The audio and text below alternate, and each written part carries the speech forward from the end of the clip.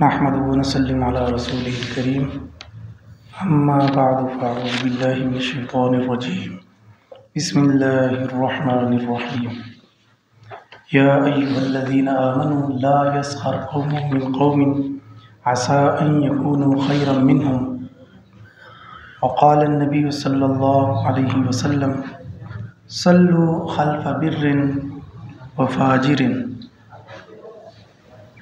सदक़ल्लाहुल अज़ीम रसूलुन नबियुल करीम। जैसा कि आप हज़रात जानते हैं कि हमारा अक़ायद का जो सिलसिला है ये चल रहा है और तकरीबन हमने 68 अक़ायद तकरीबन मुकम्मल पढ़ ली और हमारे लिए खुशकिस्मती है कि हमें ये अक़ायद का जो है ये बाकायदा यानी दर्सन पढ़ाए जाते हैं। ये सिर्फ़ ज़बानी तकरीर नहीं होती कि तकरीर की और बस फिर जो कुछ सुना और बस उसको सुन के उधर ही फेंक के फिर वापस चले गए और जिस तरह आदमी खाली आया और खाली हाथ चले गए, इस तरह नहीं है। बल्कि अल्हम्दुलिल्लाह बहुत सारे लोग इस बारे में पूछते रहते हैं, अक़ायद के हवाले से पूछते रहते हैं। अक़ीदा सीखना इसलिए ज़रूरी है क्योंकि सबसे बुनियादी जो चीज़ होती है गुमराही में, वो सबसे पहले उसकी जो बुनियाद डाली जाती है वो शक की बिना होती है।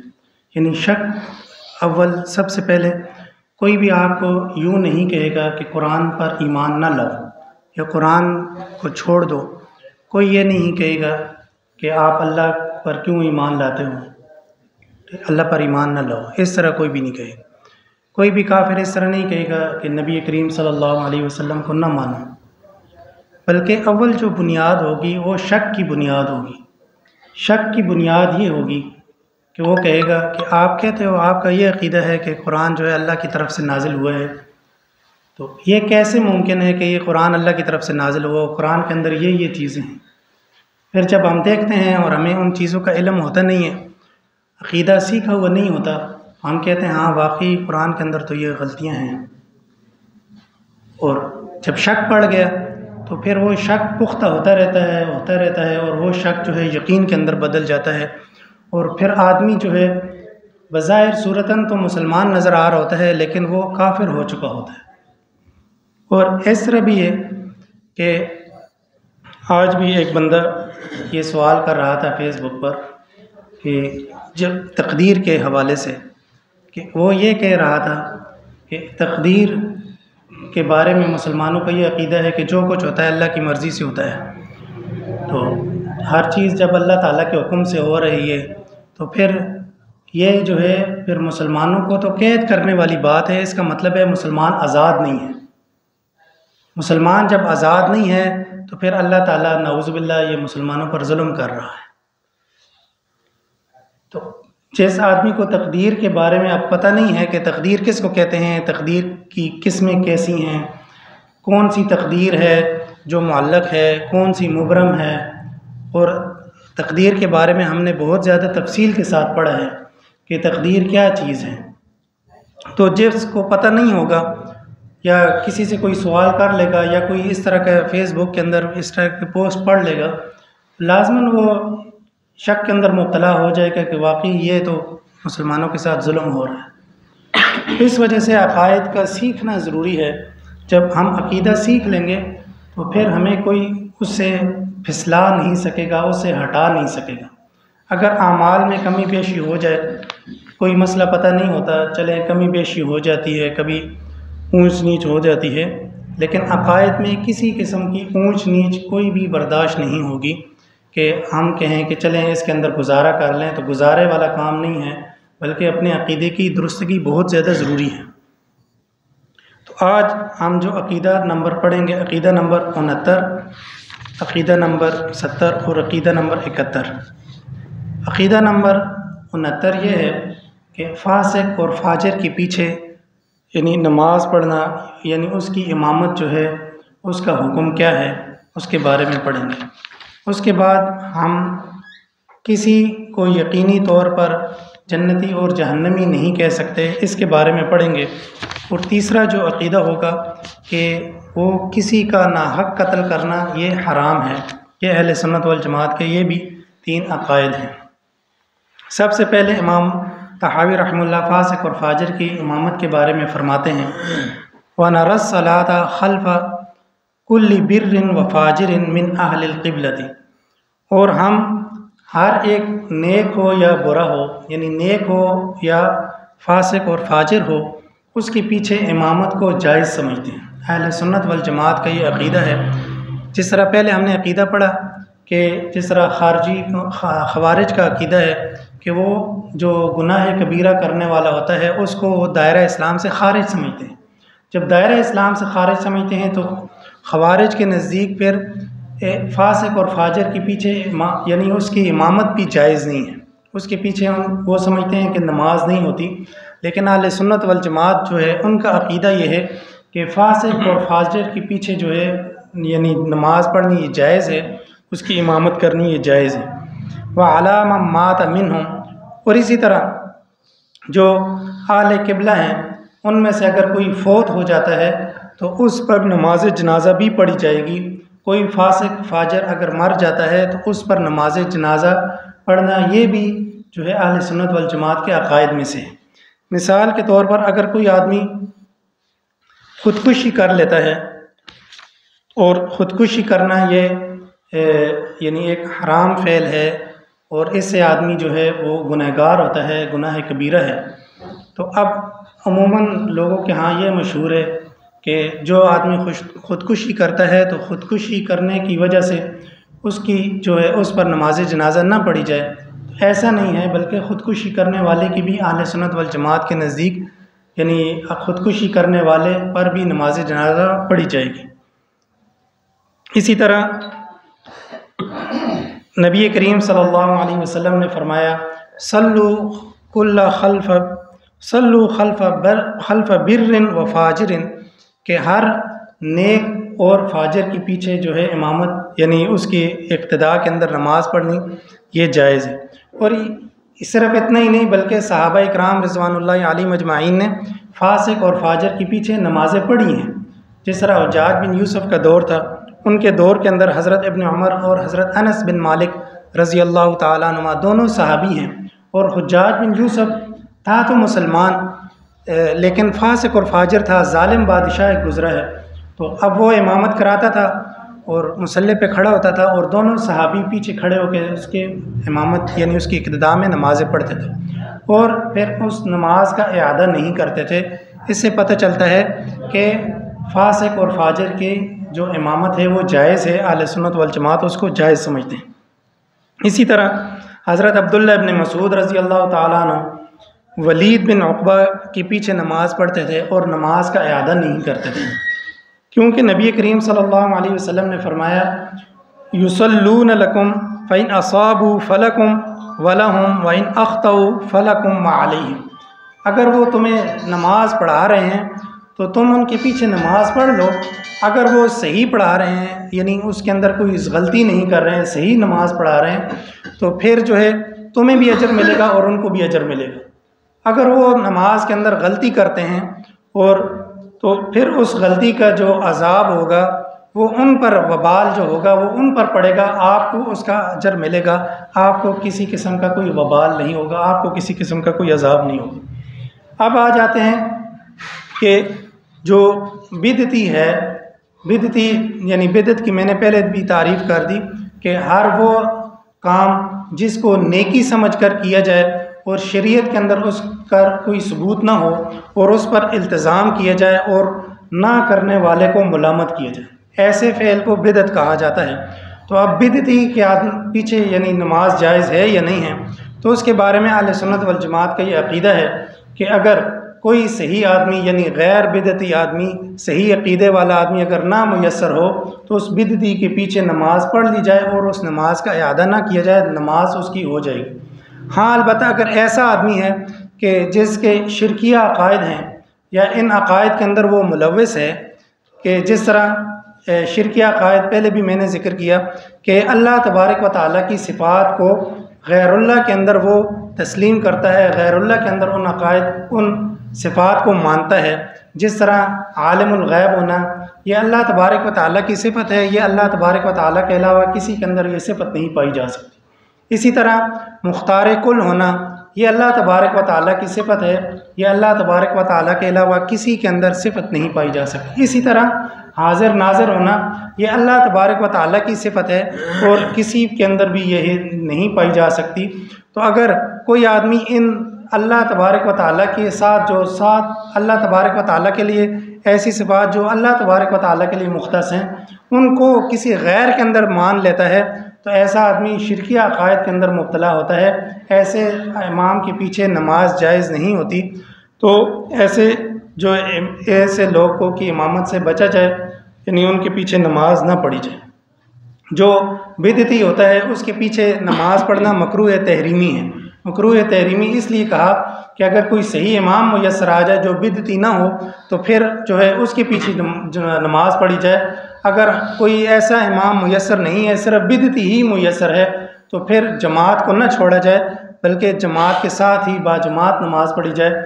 अगरचे नमाज मकरूह तहरीमी होगी, लेकिन नमाज वाजिबुल इआदा नहीं होगी, नमाज दोबारा पढ़ने की ज़रूरत नहीं होगी। इसी तरह अगर कोई शाफ़ी है और हनफी है, तो हनफी और शाफ़ी इसके एक दूसरे के पीछे भी नमाज पढ़नी ये जायज़ है। हनफी की शाफ़ी के पीछे उस वक़्त जायज़ है जब वो शाफ़ी इमाम जो है वो हनफी यानी अहनाफ के मसाइल की रियायत रखता हो, क्योंकि बाज़ मसाइल में इख्तलाफ होता है। अगर जिस तरह एक मसला है कि अहनाफ के नज़दीक जहाँ अगर जिस्म के किसी हिस्से भी खून निकल आए तो अहनाफ के नज़दीक वज़ू टूट जाता है, लेकिन शवाफ़ी के नज़दीक इससे वज़ू नहीं टूटता। अगरचे जिस्म के किसी हिस्से से भी खून निकल आए तो वो उसको उस तरह नहीं समझते, उनकी फ़िक़्ह के अंदर ये नहीं है कि वज़ू टूट जाएगा।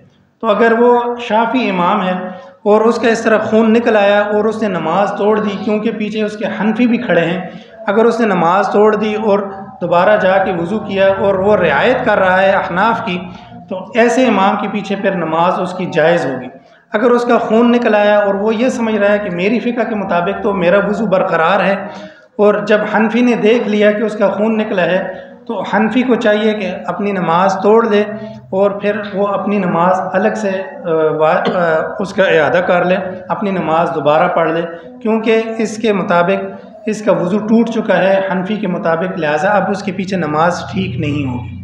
तो इस तरह अगर सूरत पेश आ जाए तो फिर तो ठीक है, यानी एक दूसरे के पीछे इमामत करनी जायज़ है, यानी इक़्तिदा करनी जायज़ है।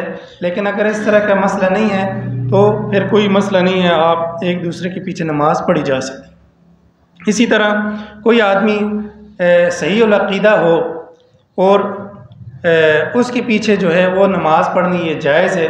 अगर उसका अक़ीदा फासिद है, जिस तरह वो सल्फ़ सालिहीन पर सब व शतम करता है, उलमा इकराम को बुरा भला कहता है, तो ऐसा आदमी है जिसका अक़ीदा फासिद है, तो ज़ाहिर है सल्फ़ सालिहीन पर सब व शतम करना, सहाबा इकराम पर सब व शतम करना या उनको बुरा भला कहना, ऐसा आदमी सही उल अक़ीदा नहीं होता।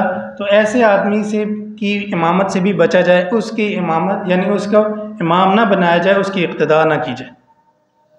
इसी तरह बाज़ ऐसे लोग हैं यानी नमाज जनाजा का मसला है कि जो आदमी ख़ुदकुशी करता है, जिस तरह मैंने ज़िक्र किया कि ख़ुदकुशी करने वाले की नमाज जनाजा पढ़ी जाएगी।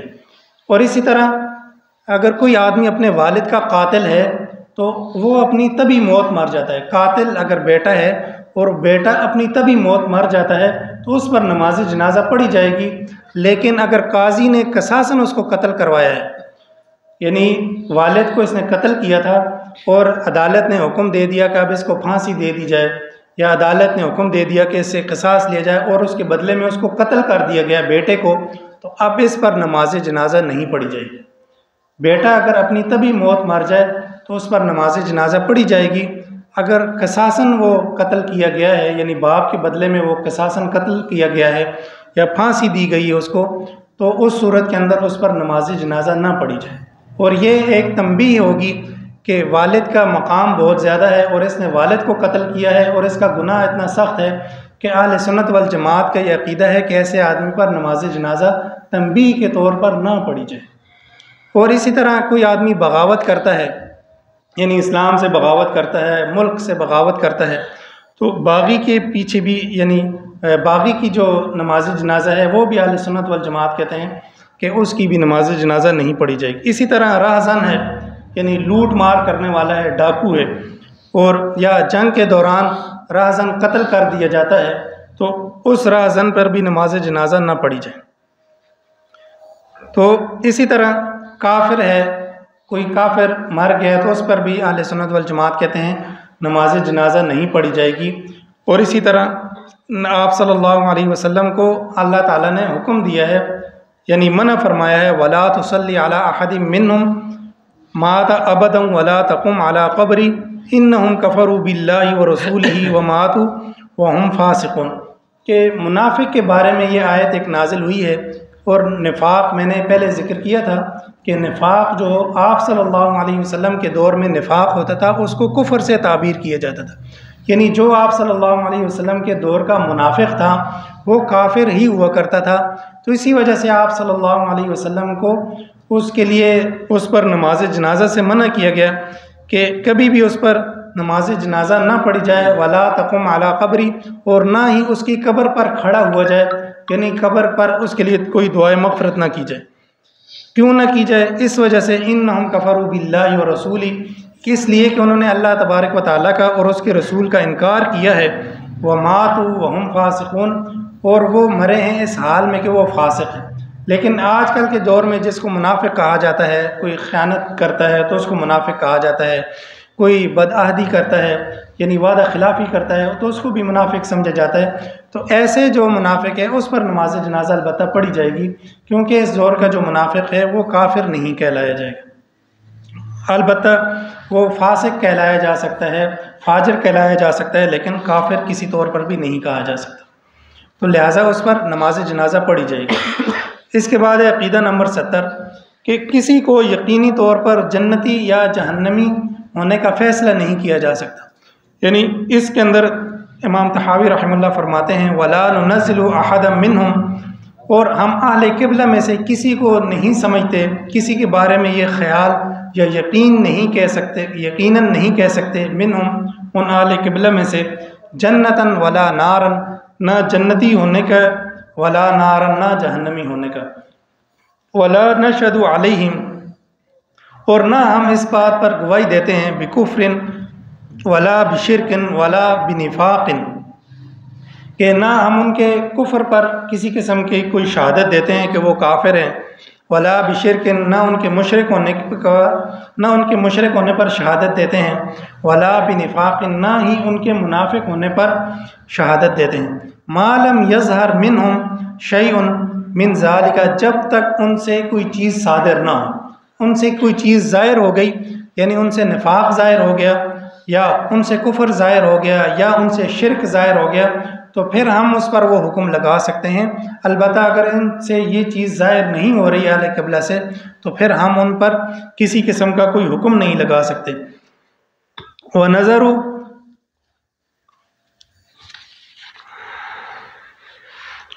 सराइरहुम इलल्लाहि तआला, और हम उनके जो असरार हैं, उनके रुमूज़ हैं, उनके जो राज हैं, उनको अल्लाह तबारक व तआला पर छोड़ दें। उनके दिल में क्या है हमें नहीं पता है, बहरहाल हम उनके जो ज़ाहिर है उसी पर ही एतबार करेंगे, यानी हम उन पर किसी किस्म का कोई हुक्म नहीं लगा सकते।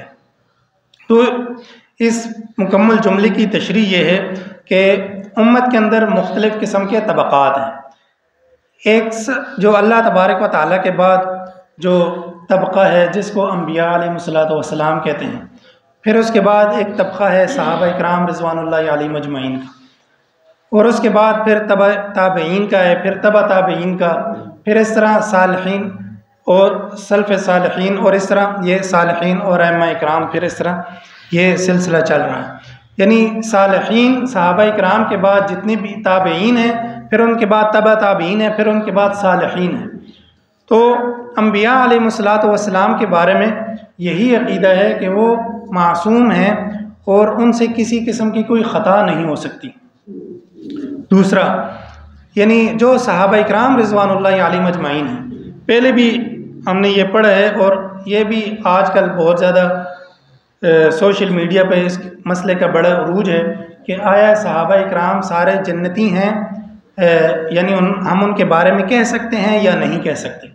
तो सहाबा इकराम रिज़वानुल्लाह ताला अलैहिम अजमईन के बारे में ये तफसील सुन लें कि सहाबा इकराम रिज़वानुल्लाह अलैहिम अजमईन के बारे में भी उनके अंदर भी तबक़ात हैं कि सबसे अफजल सहाबा इकराम, फिर उससे कम सहाबा इकराम, फिर उससे कम दर्जे के सहाबा इकराम। जिस तरह सबसे अफजल हज़रत अबू बकर सिद्दीक़ रज़ी अल्लाह ताला अन्हु, फिर हज़रत उमर रज़ी अल्लाह ताला अन्हु, उस्मान रज़ी अल्लाह ताला अन्हु, हज़रत अली रज़ी अल्लाह ताला अन्हु, फिर इसके साथ आशरा मुबशरा हैं, फिर इसके साथ असहाब बदर हैं, असहाब उहद हैं। तो इस तरह ये दर्जा बदर्जा सहाबा इकराम के दर्जात हैं। तमाम सहाबा इकराम के बारे में हम ये यकीनी तौर पर कह सकते हैं कि वो जन्नती हैं। उसकी वजह क्या है?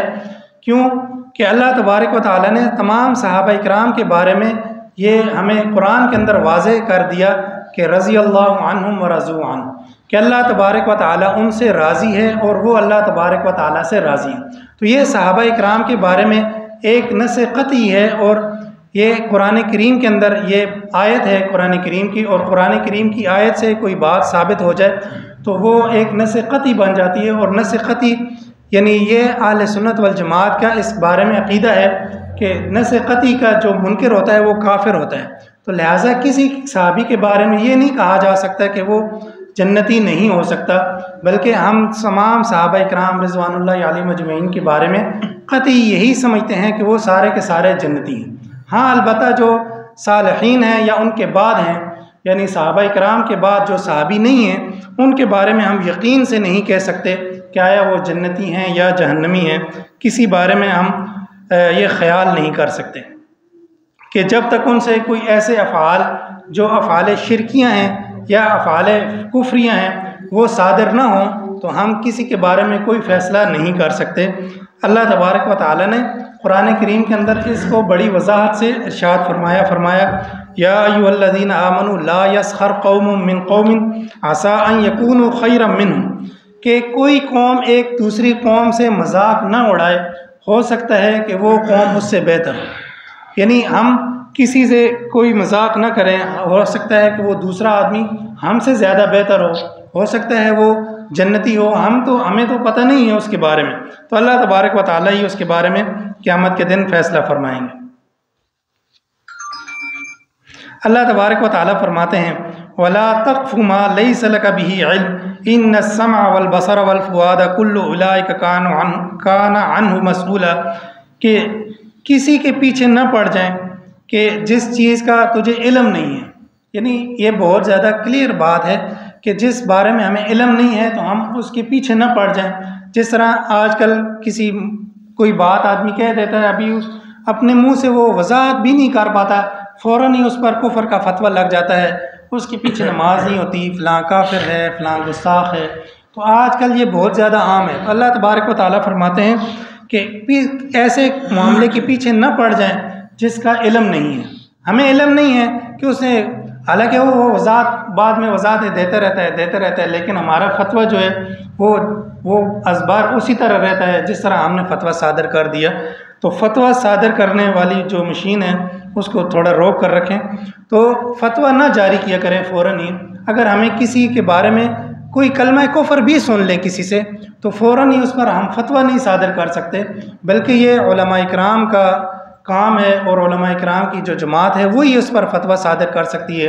कोई मुस्तनद दारुल इफ्ता है वो उस पर फतवा सादर कर सकता है। किसी आम आदमी को कोई हक नहीं है कि किसी पर कोई फतवा सादर कर दे। इन्नस-समअ वल बसरा, बेशक जो कान है, वल बसर और बसारत है यानी आँखें हैं, वल फुआद और दिल, कुल्लु उलाइका तमाम के तमाम कान अन्हु मसऊला, हर एक से पूछ होगी। यानी अल्लाह तबारक व तआला ख़ुद ही पूछ लेंगे।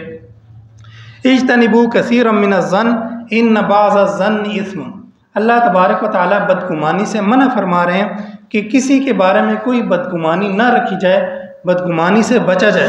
क्यों?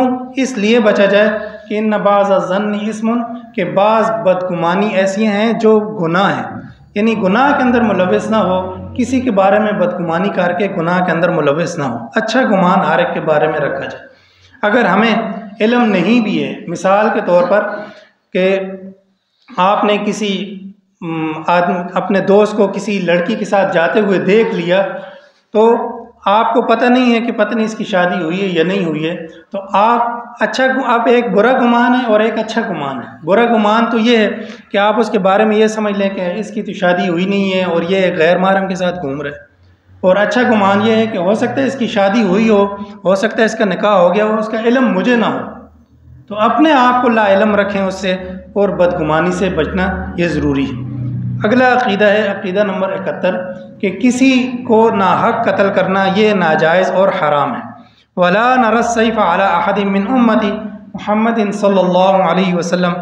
इमाम तहावी रहमतुल्लाह फरमाते हैं कि हम उम्मत मुहम्मदिया में से किसी फ़र्द पर भी तलवार चलाने को जायज़ नहीं समझते, इल्ला मन वजब अलैहि सैफ़। हाँ, अगर किसी पर तलवार वाजिब हो चुकी है, यानी किसी पर कत्ल वाजिब हो चुका है, ये भी हुकूमत का काम है, हमारा काम नहीं है कि हम उसको रोडों पर सज़ाएँ देते फिरें और हम अपनी मन चाहिए उसको सज़ाएँ देते फिरें, ऐसा नहीं है। बल्कि अगर किसी के बारे में हमें पता चल जाए कि उसने फ़लाँ गुनाह किया है, तो उसका तरीक़ाकार है, जो हुकूमत ने तरीक़ाकार रखा है, उस तरीके पर चलना हमारे लिए ज़रूरी है।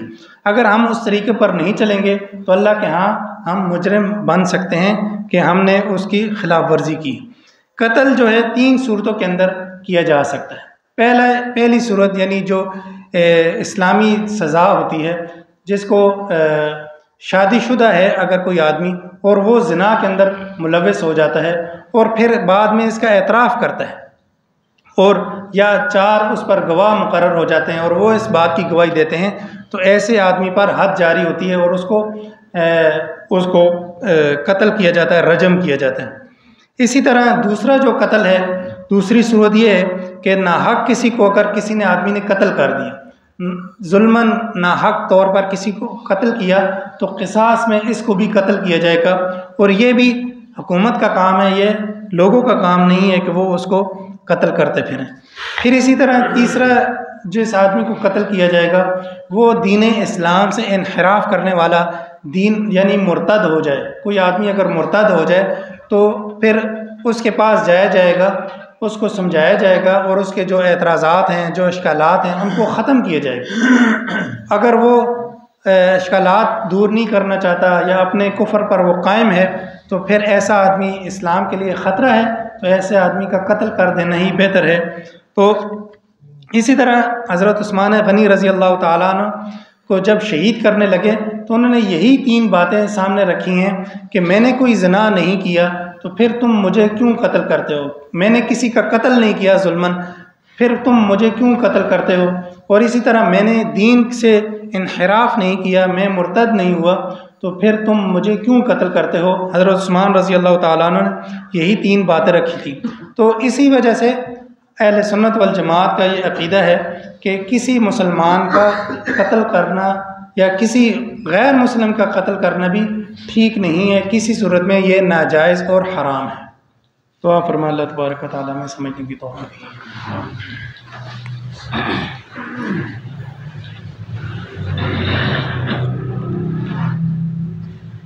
वो एक बात मुझे याद आ गई तो मैं अर्ज़ कर दूं। किसी अल्लाह वाले ने कहा ना, सवाल हुआ तो उन्होंने कहा कि मैं उस चीज़ का जवाब दे हूँ जो मैंने कही, जो आपने सुनी उसका जवाब दे नहीं हूँ। हमने जो कहा हम उसके जवाब दें, जो आपने समझा उसके जवाब दें हम नहीं हैं। मुफ्ती साहब ने बात की, जो अक़ायद बयान हुए हैं इनमें बाज़ औक़ात अश्कालात होते हैं। कुछ अश्कालात के बारे में मैं बता भी देता हूँ और कुछ जो अगर आपको समझना है तो वो पूछ लिया करें। मुफ्ती साहब वाली बात है कि डायरेक्ट फतवा नहीं लगा देना।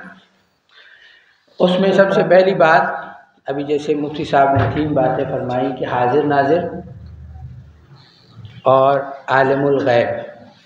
तो अब ये नहीं कि डायरेक्ट बरेलवी हजरात पे फतवा लगा दो कि जी वो मुशरिक हैं। अब पहले इस मसले को समझना चाहिए क्योंकि इसके ऊपर झगड़ा भी बहुत होता है। अब एक है हाजिर नाजिर, मुफ्ती साहब ने जो बात की वो क्या की कि अल्लाह की सिफ़ात, यानी हाजिर नाजिर ऐसे समझना जैसे अल्लाह है। अब बरेली हज़रात जो उलमा हैं उनसे जब आप जाके पूछें कि आप हाजिर नाजिर कैसे समझते हो हुजूर को, तो वो कहते हैं कि हम हाजिर नाजिर ऐसे समझते हैं कि अल्लाह ने दुनिया हुजूर के सामने ऐसे रखी है जैसे कि एक प्लेट। तो अब ये सिर्फ, और जबकि अल्लाह कैसे हाजिर नाजिर है, अल्लाहु नूरुस समावाति वल अर्श, अल्लाह का नूर ज़मीन और आसमान में मौजूद है। इसी तरीके से इल्मुल गैब की बात है, एक है इल्मुल गैब और एक है आलमुल गैब। इल्म गैब किसे कहते हैं? जो गैब किसे कहते हैं? छुपा हुआ। अब जैसे 7 कमरे में क्या हो रहा है हमें किसी को पता है, तो इसको क्या कहेंगे? इल्मुल गैब। आलमुल गैब क्या है कि ज़मीन और आसमान में जो कुछ है, कायनातें जितनी है, ये सारा का सारा इल्म। अब अल्लाह के लिए तो कुछ भी गैब नहीं है, क्योंकि अल्लाह ने सब खुद बनाया है। और हुजूर के पास जितना इल्म है वो किसने दिया? अल्लाह ने दिया। अब एक ये समझना कि हुजूर के पास जो इल्म है वो उनका अपना है, उसको अल्लाह ने नहीं दिया, ये शिर्क में चला जाएगा। और एक ही है, अब झगड़ा होता है कि गैब क्या है, जन्नत हमने देखी है, तो हुजूर ने हमें फरमाया, तो अब झगड़े और होते हैं कि जी उनके पास है। उनके पास इल्म वो वाला गैब है जो वही के ज़रिए से उनके पास आया, अल्लाह ने उनको सिखलाया, जो अल्लाह ने उनको बताया उनके पास है, जो अल्लाह ने नहीं बताया वो नहीं है। अब यहाँ पर यही चीज़ है कि झगड़ने की बजाय उलमा से सवाल कर लो, तो आपको पता चल जाएगा कि कौन सही और जो गलत है उसको बता दो। भाई हुजूर, हम सब मानते हैं ना कि अल्लाह के बराबर कोई, चाहे वो हुजूर ही क्यों नहीं, क्योंकि अल्लाह खालिक है और हुजूर मखलूक है। इसी तरीके से हुजूर के बराबर भी कोई नहीं। तो मैंने इसीलिए अर्ज़ की कि जो हमने बताया हम उसके वो हैं, जो आपने सुना और आप उससे क्या समझे वो आप हमसे सवाल कर सकते हैं कि ये बात मेरी समझ में नहीं आई, ताकि ये ना हो कि बजाय ये कि फिर आप ये बताने का मकसद ये होता है कि इस पर हम अमल करें, ना कि वो बात है कि हम जाके फतवा लगा दें कि फला जन्नती है और फला जहन्नमी है। हमारा काम ही क्या है कि हमने उस चीज़ को अपने अमल में लाना है और उसको वो पता है। इसलिए ये चीज़ों की वजाहत करना ज़रूरी थी, क्यों मुझे समझ में आई, तो मैंने कहा ये ना हो कि क्योंकि सारे चलते हैं, तो इसलिए अर्ज़ ये है कि जो चीज़ अब जैसे कहने ना हमारे यहाँ एक मसला बहुत बड़ा चलता है अक्सर हयात और ममात का, तो उसके ऊपर भी फतवे लगते हैं, जबकि ये फ़रोही मसला है। हज़रत फ़ातिमा रज़ी अल्लाह ताला अन्हा